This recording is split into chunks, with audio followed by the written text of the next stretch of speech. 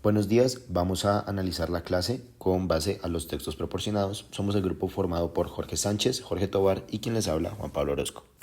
Empezando por el cuento Wu Wei de Henry Borel, en donde se nos presentan conceptos muy interesantes y que podemos encontrar dentro del aula. Empezando por los roles, en el cuento básicamente se nos habla de un maestro y un discípulo y nos habla del papel o rol que cumple cada uno, en donde el maestro o el sabio no es quien dicta el conocimiento, sino que es una guía o facilitador.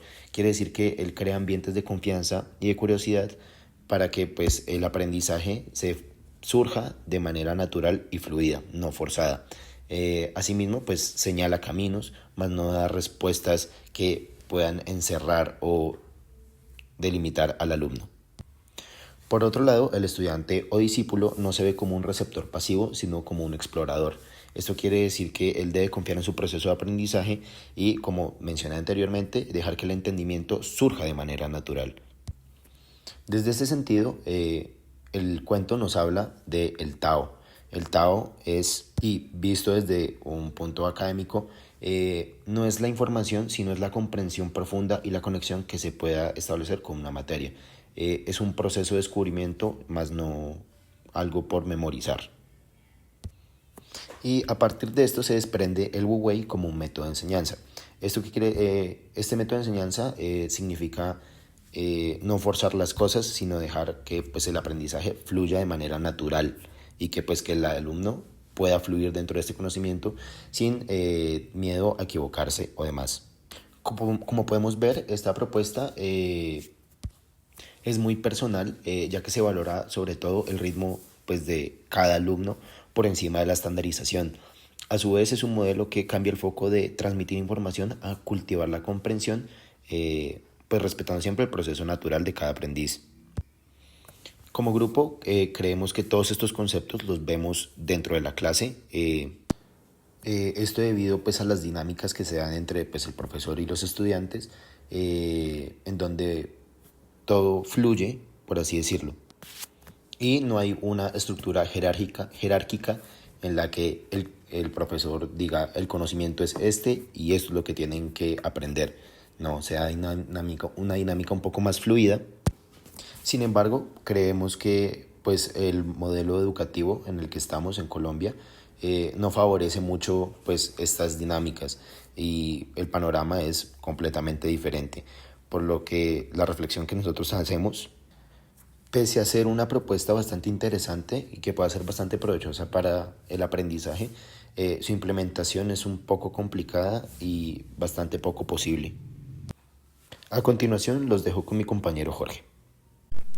Luego de haber pasado por lo que nos presentó Pablo, ahora yo voy a hablar frente a lo que nos estaba planteando Rancière. En el caso de la clase de Filosofía de la Educación, hemos notado que lo que Rancière presentaba en el maestro ignorante se puede ver muy reflejado en nuestra clase, en el sentido de que Rancière critica al maestro explicador, ese que necesitas del incapaz y que al explicar demuestra que el alumno no puede comprender por sí mismo. Para él, esa forma de enseñanza produce lo que llama el embrutecimiento, porque transforma la desigualdad en algo permanente. En cambio, propone la figura del maestro emancipador, que es el que obliga a su alumno a usar su propia inteligencia, que confía en la capacidad que todos tenemos de aprender sin depender del saber del otro. Entonces, cuando pienso en cómo se desarrolla nuestra clase, veo reflejado este maestro emancipador, ya que nuestro profe no se posiciona como una autoridad que simplemente brinda información, da los textos y se los traduce a los alumnos, sino como alguien que nos invita a pensar con nuestras propias palabras. Incluso cuando no hemos hecho la lectura, él siempre nos invita a que opinemos y hablemos en clase. Entonces, mantener ese diálogo y esa confianza se logra generar un gran aporte por parte del grupo, que es lo que podría llamar Rancière el círculo de la potencia, que es la verificación de que todos los integrantes, en este caso del salón, tienen la misma inteligencia. Además, el hecho de que los trabajos sean en grupos, como por ejemplo los parciales, y evaluados y a la vista del salón, rompe esa jerarquía tradicional del saber, porque el conocimiento ya no solo fluye del profesor hacia los alumnos, sino que se está construyendo colectivamente. Entonces, en este sentido, para nosotros, esta clase no solo nos enseña filosofía, sino que nos hace vivir esa emancipación intelectual, ya que aprendemos a conocernos a nosotros mismos como sujetos capaces de pensar, de crear y de dialogar desde la igualdad. Ahora, mi compañero seguirá con la otra postura.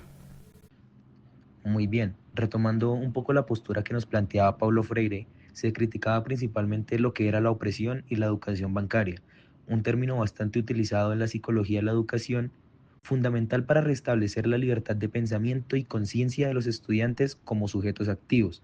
Así, toma en cuenta contextos económicos, sociales, emocionales y los mismos procesos educativos de los estudiantes, en donde por medio de este Freire reflexiona acerca de la jerarquía que existe en los sistemas educativos, radicando el problema en la estructura social designada, invitándonos al actuar, a alcanzar la liberación, la humanización, la eliminación de privilegios. En este sentido, nos encontramos de acuerdo con la postura del autor en la manera que permite una mayor comprensión y visión de la importancia de la calidad educativa, de lo vital que es construir un diálogo y desarrollar habilidades sociales en igualdad de condiciones, sin sentir tensiones ni presiones, una construcción conjunta del saber, en donde la educación sea interactiva, dinámica y didáctica, sin poder ni dominación existente, en la medida que la información pueda ser utilizada en una cotidianidad que nos permita desarrollar el pensamiento, la autonomía, cuestionar, argumentar las diferencias y tener opinión crítica. Considero que la clase de filosofía de la educación funciona como un espacio de transformación social, en la medida que nos invita a pensar y a reflexionar de aspectos interesantes de la misma cotidianidad que muchas veces se omiten. Sin embargo, consideramos que para poder mejorar la clase y generar una mayor participación e interacción, se podrían emplear y más imágenes, más videos, actividades o elementos que permitan la participación y sea más llamativo para los estudiantes.